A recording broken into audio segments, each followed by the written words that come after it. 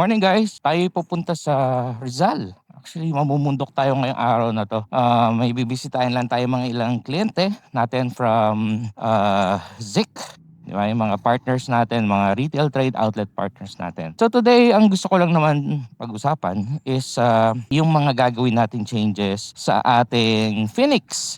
Di ba? From sprocket to settings, di ba? So yun yung pag-uusapan natin at mga ilang mga bagay-bagay. Okay, so samahan niyo po ako. Let's go!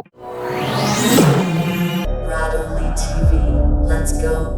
Yun, tayo off to Shell Buso-Buso kasi kikitain ko yung dalawa natin kasamahan sa ating kumpanya at pupuntahan natin yung mga tindahan namin, no? Mga partners namin for Zik, mga tindahan, auto supply, motorcycle shops na kumukuha sa amin ng Zik Oils. Anyway, so going back sa ating topic, naka-order na ako ng ating sprocket para sa ating Phoenix.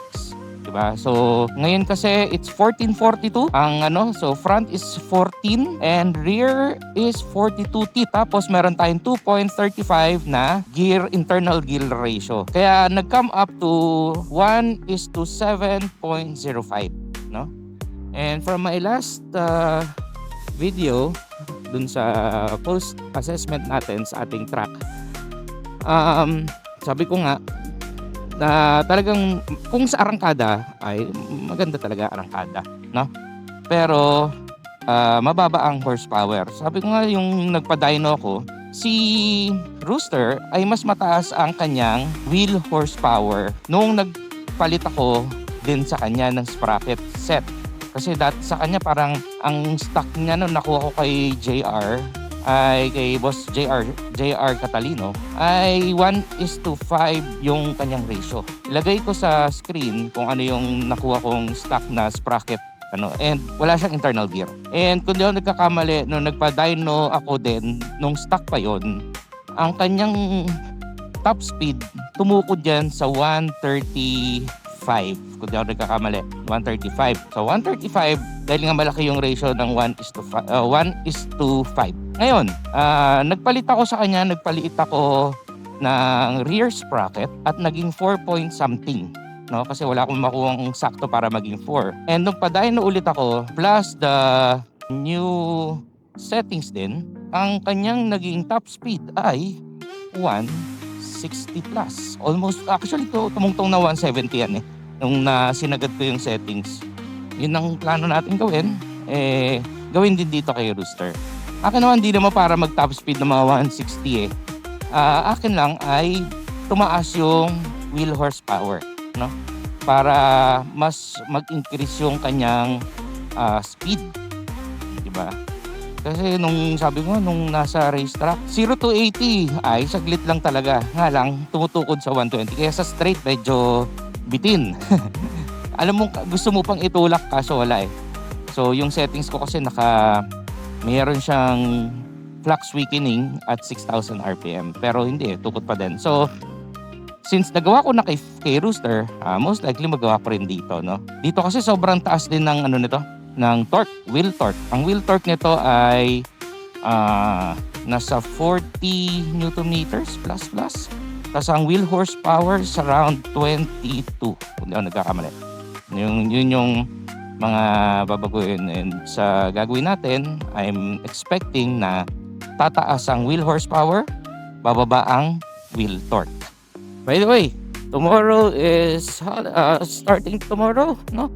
Holiday, 4/31. Ingat po sa lahat ng mga babiyahe, no? Punta sa kanyang mga probinsya at pendang kanilang All Saints Day, All Souls Day with their loved ones, no? Back. So yun yung mga sa settings sa sprocket ratio. Yun ang actually advantage ng mid-drive dahil kaya mong baguhin yung kanyang wheel horsepower and kanyang wheel torque. So depende sa pangangailangan mo. So, sabi ko nga, nung unang-una pa na talagang tong mid-drive, karamihan na mga nakita kong gumagamit ito sa US, sa ibang parts ng mundo ay ginagamit talaga for mga off-road, mga motard, no? So, dun siya ginagamit kasi nga more on torque Kaya yun yung kailangan mo sa mga off-roading. Kailangan mo ng mataas na torque. So, yun yung ano. Ngayon tayo, ginamit natin for street na parang ordinary yung gasoline engine. Gawin natin parang ganun din yung kanyang performance as much as possible. So, yun lang po ang aking may share sa inyo sa sprocket ratio or gear ratio ng ating magiging next project. Lamig. Speaking of palamig, yan, pababa na ang cold weather. So, papunta na tayo sa season na malamig na ang hangin. Kaya masarap umakyat ngayon dito sa mga Tanay, yan, Tagaytay, Baguio, diba? Masulit mo talaga kasi kung sa mababang kalupaan, Tagalog na Tagalog, malamig na. What more dito sa taas? Tama ba? Amihan season kung saan ng cold winds galing sa north ay bumababa.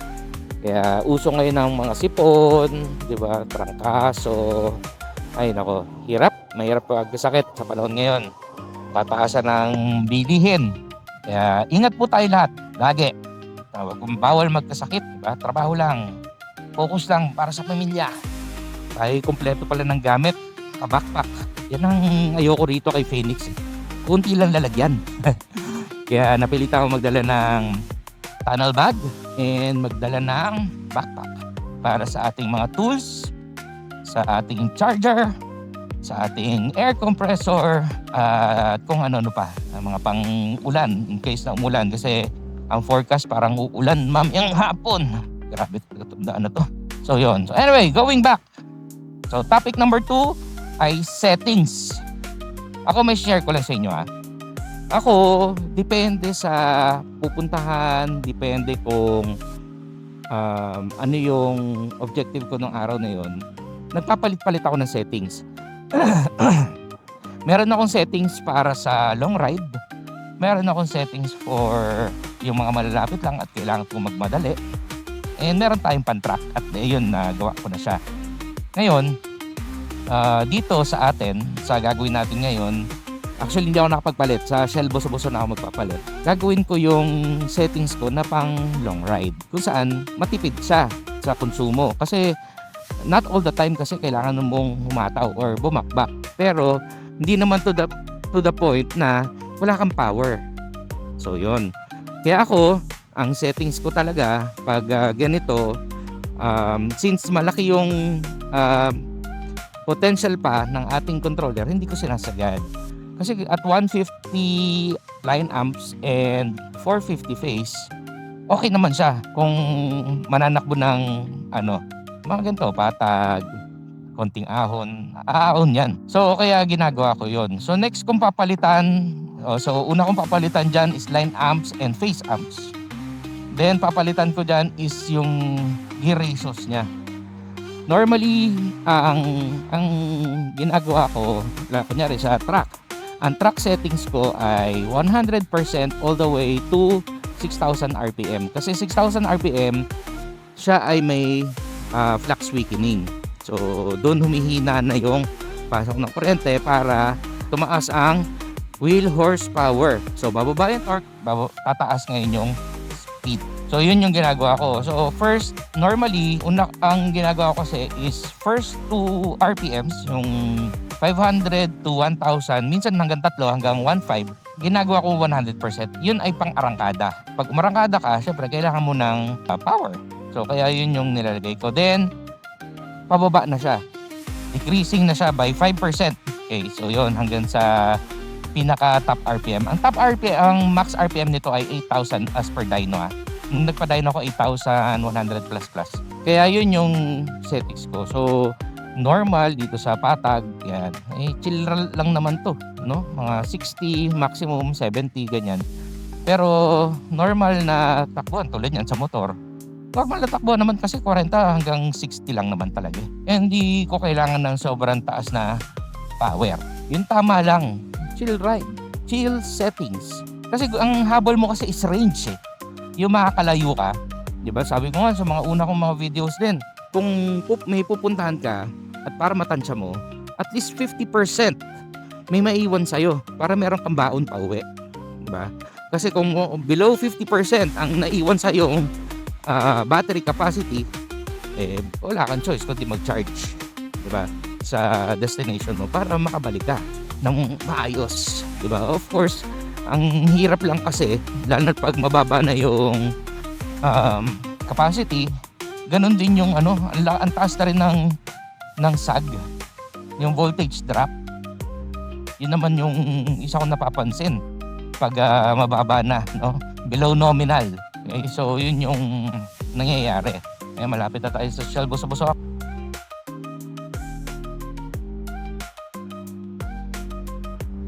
Ang daming market ngayon, mga naka-X-Max. So mayroon naman nakita mga DD Boys. Shoutout sa mga DD Boys, CCPH.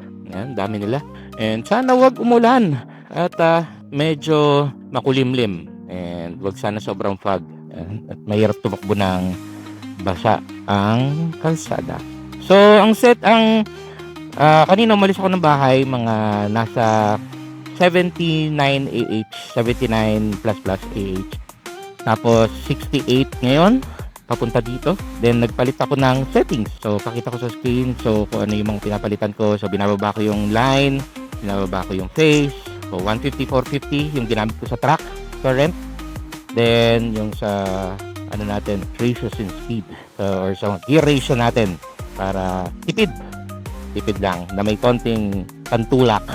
Ay naka 2, medyo maganda ang takbuhan dahil digas ang mga kasabayan natin, malamang maghahataw to mga to. Enjoy lang tayo, tignan natin. And kakabukas ko lang ng relieve. Sa mga ganitong long ride, hindi mo naman kailangan laging naka-throttle. So pitik-pitik, pag nakuha mo na yung speed mo, then kaya mo lang siya tumakbo. So yun, saan ba ako? So yun, anyway, so going back sa ating settings, yan ang kagandahan sa Far Driver.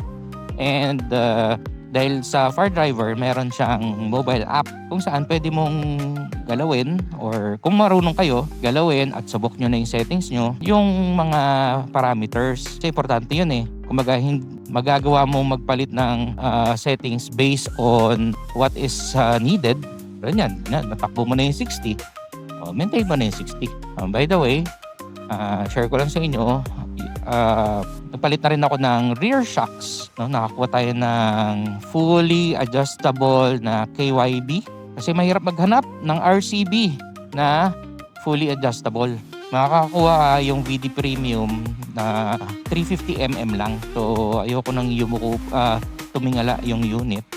Gusto ko sana RCB straight kaso wala hindi kaya, hindi tayo binigyan ng pagkakataon. Meron kasi yung RCB na Flow Pro, kaso parang ang off kasi dahil ang laki nung parang extender, kaya hindi ko masyado nagustuhan yung forma. Anyway, so yun, kaya ito ang napili ko, yung KYB Elite na pwedeng magpalit or mag-adjust ng settings ng preload, rebound, and compression. Although hindi ko pa na fully adjust yung unit, yung suspension, kasi kakakabit ko lang kahapon, di ba? So ang ginalaw ko lang is yung rebound para medyo comfy, malambot. At ang kagandahan kasi kay KYB is known as talagang supplier ng mga OEM suspension. Japan quality, ika nga. Japan quality made in Thailand. Tama ba? So yun.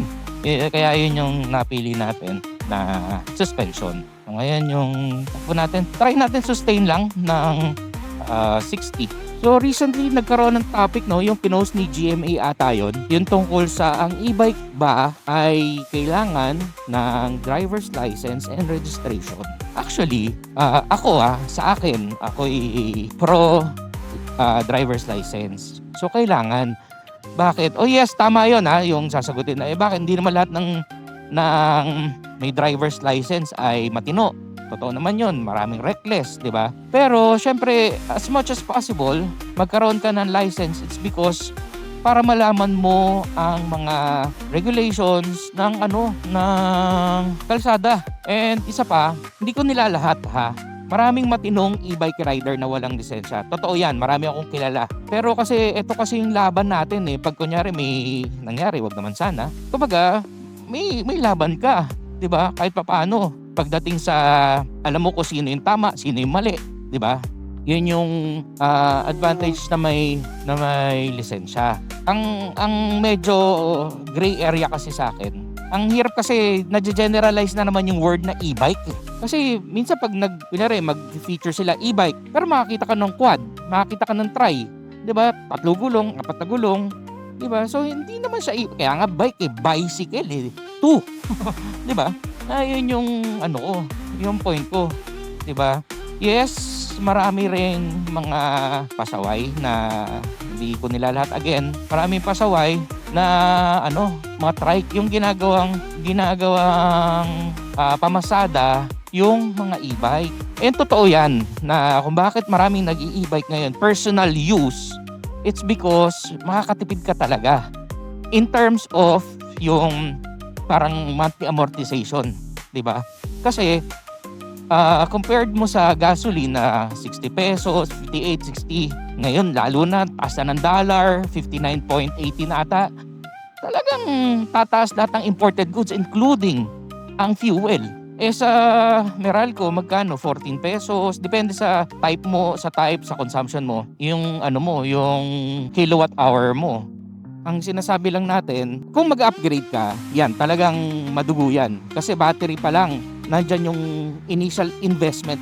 Yes, gastos, pero para sa akin is investment. Kapag kinumpit mo, titignan mo siya as ROI, yung return on investment. So yun, kumbaga kung i-compare mo kung nagpagas ka at same cost ng battery mo, nakailang kilometers ka. So yun yung computation.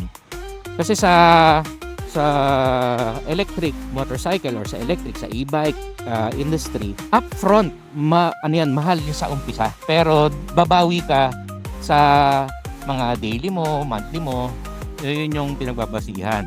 Kaya yun yung tinitignan natin So going back sa driver's license and registration. So doon muna tayo sa driver's license. Ako I'm yes doon sa para maiwasan din yung mga unauthorized gumamit ng motorized vehicle sa kalsada, lalo na yung mga bata. Yes, batang bike, 'di ba? Pero iba ka na kasi ito eh. Mas mabilis tumakbo, mas mabigat, wala kang laban talaga, lalo pag bata, hindi niya alam kung ano yung mga policy sa kalsada. Medyo nakakatakot yan. Kaya sa mga parents, sana, 'di ba?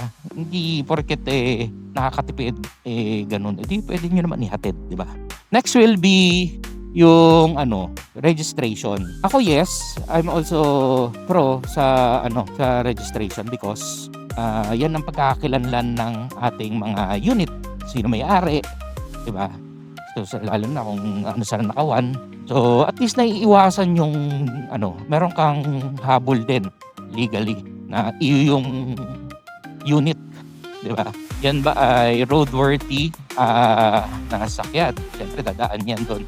Although, ako nga, sabi ko nga, eto, di ba sabi ko sa inyo, I will try to register Phoenix. Susundin ko yung nakalagay sa LTO. So, yung first step ko, yung sa HPG, pununtahan yung HPG. Kaso, ang sabi ng HPG, sa LTO daw muna pumunta for the CSR, yung sa Bureau of Customs, yung sa stock report. Ang sabi ko naman, kompleto naman na ako. Yun din yung CSR mo Custom stock report. Bakit kailangan pa ng CSR? Anyway, so talagang susunod lang tayo sa patakaran nila na susundin natin. So wala lang ako time kasi kagaling ko lang po ng Korea. So yun po yung natin next na gagawin. So punta naman tayo sa LTO main naman para sa registration. Yun ang ganda ng morning dito sa kabundukan ng Tanay. Diba? Foggy, lamig. Approaching Big C. At medyo foggy. Going back. So yun po pagdating sa my point of view, pagdating sa lisensya at registration. Kung bakit at bakit kailangan. Meron ako nakita isang post na kailangan ko bang mag-upgrade? So yun yung mga tanong. Siyempre ang pag-upgrade kasi customization, best ko inuulit to. Dahil yan yung nagbibigay pagkakakilanlan ng motor mo na talagang ay ano yan, kay Brad Oli TV yan. Hindi ba yung mga ganun? Di ba? So kung in terms of specs, kailangan mong bang palitan? Depende. Ako lagi ko sinasabi, depende. Kasi lalo na ngayon, ang dami naglalabasan na magagandang mga e-bike na magaganda yung specs in terms of performance. Syempre, tayo, ako kasi, kumbaga kahit anong sasakyan man yan, stock o ano man, kahit pa paano may papalit at papalitan ka eh. Kahit maliit na, ano lang, na item lang, meron pa rin, di ba? Kahit sabi mong mags yan, o mags, o ilaw, busina, lahat yan ay pag-upgrade. Di ba? Going back, kung tatanungin ako, again, depende yan sa'yo. Kailangan mo ba? May budget ka ba? Di ba? Yun yung dalawang ano dyan eh. Una is kailangan mo. Next is may budget ba? Di ba? Kasi hindi biro ang pag-upgrade ng e-bike. Pangatlo, kaya mo ba handlein? Yan. Lalo na pag malakasan na. Maganda sa e-bike, talagang kaya mong i-upgrade yan hanggat sa kaya ng dibdib mo. Pero ako, honestly, hindi ko depende nasa yan. Akin lang naman kung kailangan mo ba talaga, di ba? Kasi kung ikaw naman ay ganito lang, long rider, konting hataw, konti, technically, hindi mo naman kailangan ng mga 12 kilowatt, 10 kilowatt, 8 kilowatt. Depende. Pero sabi ko, depende, hindi naman porket para sa akin hindi ko gusto hindi nyo rin gusto. Hindi naman ganun yun. Preference. Kaya nga tinawag na preference eh. So yun yung ano dyan. Yan ang labanan. Ika nga. Sabi ko ako and narinig ko rin kay Paul Trattel na hindi mo halos ma-enjoy yung sa track. Kami, syempre depende rin sa skills eh. Kung talaga magaling ka talaga, ay parang big bike manakbo at kayang mamreno parang big bike, why not? Pero kung hindi naman, 3 kilowatt will do. Tapos lagyan mo ng at least 200 line na battery, 200A, kahit 3C lang, pwede na. Yung discharge rate ba? Kahit ganun lang yung yung specs. Matutuwa ka na. Kumaga para ka na rin nakamotor. Yan. Ako based on experience, ganun po kasi yung sa mga napagdaanan na mga settings, diba? 200 or 50, etong 150 lang gamit ko, 150, 450. Hindi naman mabagal, 'di ba? Nakakaahon naman. Tapos number 2 lang ako. Number 2 ko 55%. So kung 200 kung 150 yan, di mga 75. Ganun yung ginagamit sa akyat na to. So technically, hindi mo talaga ma-maximize pwede, ma-maximize mo basta lalo na kung safe yung environment, track, mga ganyan, maximize mo siya. Okay? So medyo malapit na tayo. Ang ating destination is syempre Crosswinds, Tanay para maiba. Lagi na lang dito. Kasi maganda naman kasi yung view, di ba? Tapos konti lang, may parking. Kaya magandang dun pumunta. Medyo pricey lang. Tsaka nasa looban. Mga kaganda dahil tahimik.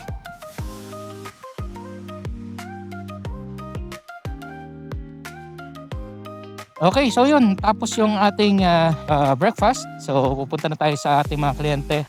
Balik tayo sa settings. Yung settings natin ay kahit pa paano, sabi ko nga, pang tipid. Ito, tipid. Kasi nag-check ako ng ating BMS at ang BMS natin ay 50. Ang remaining sa akin ay 50 AH. Na-consume ko ay 30 AH from sa amin. Tapos ganun yung takbuhan. So mayroon pa akong 50 AH to spare pababa. Kung gusto ko pa maghataw ng konti, pero hindi naman na. Average na 50, 60, ganyan. Diba? So ganun siya katipid. Pag yung settings mo ay kaya mong i-adjust. Lagi ko sinasabi. Kagandahan sa mga programmable, kaya mong i-adjust yung power mo para makatipid ka sa consumption. So 150, 450A, which is ito rin yung ginamit kong line and phase sa racetrack. Di ba? Tipid. Pero pag gusto ko ng power na medyo maganda-ganda yung takbuhan, mabilis, 180, 530 ginagawa ko. Minsan 200. Pero syempre, expect mo na medyo mataas ang AH per kilometer. Nabot tayo ng ulan. Lakas ng ulan dito. Kanina. Patila lang kami konti. Anyway, so yun po, mga Brad, I hope may naisi-share ako sa inyo na mga experiences ko na makakatulong din sa inyo. Sabi ko nga sa akin naman, hindi po ako expert. Ako ay nagsishare lang ng aking experience, di ba? So kung expert, maraming expert dyan. So talagang maraming mga master technicians, talaga may experience from other countries like Taiwan, Thailand, like sina Boss Jack, mga galing Thailand, sina Boss JR, sina Max Centino, mga technician, madami yan, mga tropa natin, di ba? Sina Jenjen, sina Paul Trottel, syempre, of course, si Ras, nandyan din, si JP, yung mga na-experience natin na humawak ng ating mga unit, mga trusted technicians natin. Anyway, salamat po mga brad. Thank you talaga sa pagsama niyo sa akin lagi pag bumabiyahe po ako. Meron akong kinakausap, di ba, kahit sarili. Again, I'm your Brad Oli TV. Sa susunod po natin na video documentation. So, request po ako sa inyo ng like, ng share, and of course, follow. No? Meron po akong social media accounts sa Facebook, meron tayo sa TikTok, meron tayo sa YouTube. So, paki-follow para matulungan niyo po ako na mapalaki ang ating channel. Para marami rin makakapanood nitong mga videos na pinopost ko po, sharing my experiences sa mga nagpaplano mag electric motorcycle as an alternative solution sa mobility. Okay, Dukes? So again, I'm your Brad Oli TV. Maraming salamat. Kita-kita tayo sa susunod. Bye-bye!